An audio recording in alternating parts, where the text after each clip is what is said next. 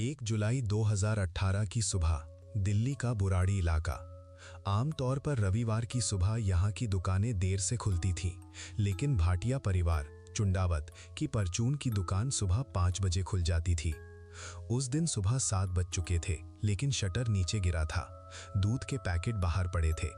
एक पड़ोसी गुरचरण सिंह जब घर के अंदर गए तो उन्होंने जो देखा वो किसी भी इंसान के होश उड़ाने के लिए काफी था। लोहे के जाल से 10 लोग लटके हुए थे।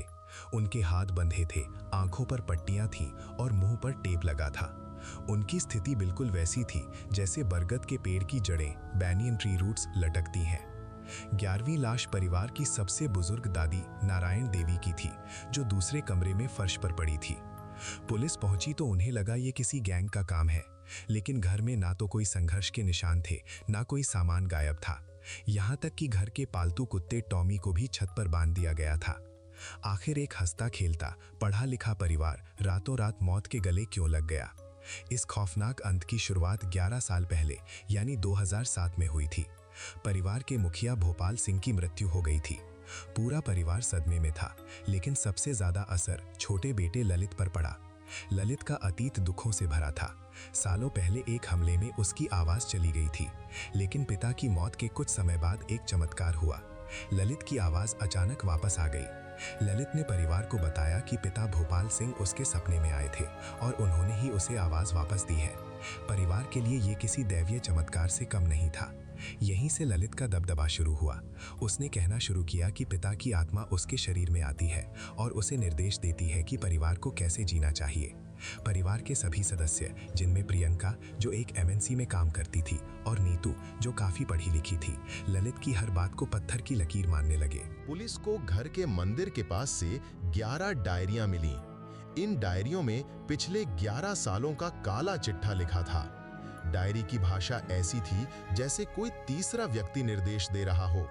उसमें लिखा था, ललित को गुस्सा नहीं करना चाहिए। घर में क्या पकेगा, किसे कितनी देर सोना है।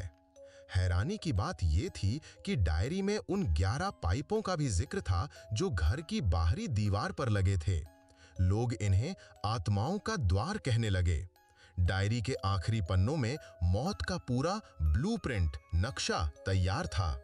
जून 2018 के आखिरी हफ्ते में ललित ने परिवार को बताया कि अब समय आ गया है बड़ तपस्या करने का। उसने उन्हें यकीन दिलाया कि ये कोई आत्महत्या नहीं है, बल्कि एक धार्मिक अनुष्ठान है जिससे उनके कष्ट खत्म हो जाएंगे और पिता साक्षात प्रकट होंगे। रात के 10 बजे परिवार ने बाहर से रोटियां मंगवाईं। CCTV फुटेज में बच्चे ध्रुव और शिवम हाथ में प्लास्टिक के स्टूल ले जाते दिखे, जिनका इस्तेमाल फांसी के लिए किया गया। रात के 12 बजे पूरा मोहल्ला सो चुका था। परिवार ने अंतिम रस्म शुरू की। डायरी के निर्देशों के अनुसार उन्होंने एक दूसरे के हाथ बांधे, आंखों पर सूती कपड़े की पट्टियां बांधी। रात के 1 बजे वे सभी जाल से लटक गए। उन्हें पूरा विश्वास था कि वे मरेंगे नहीं। डायरी में लिखा था, जैसे ही तुम लटकोगे धरती कांपेगी, आसमान फटेगा और मैं पिता आकर तुम्हें बचा लूंगा। लेकिन उस रात न धरती कांपी, न कोई बचाने आया। सुबह तक वो घर कब्रिस्तान बन चुका था। मनोवैज्ञानिकों ने इस केस को शेयर्ड साइकोसिस या फॉली अजो कहा। ये एक ऐसी मानसिक स्थिति है जहां एक प्रभावशाली व्यक्ति का भ्रम डिल्यूजन पूरे समूह का सच बन जाता है। ललित को शायद स्किज़ोफ्रेनिया था और परिवार की अटूट श्रद्धा ने उस मानसिक बीमारी को चमत्कार मान लिया। वे इतने अंधे हो चुके थे कि उन्हें मौत में भी मोक्ष नजर आ रहा था। आज उस घर में एक नया परिवार रहता है। वहां अब शोर शराबा है, जीवन है, लेकिन बुराड़ी की उस गली में आज भी जब हवा चलती है तो लोगों को उन 11 लोगों की याद आ जाती है।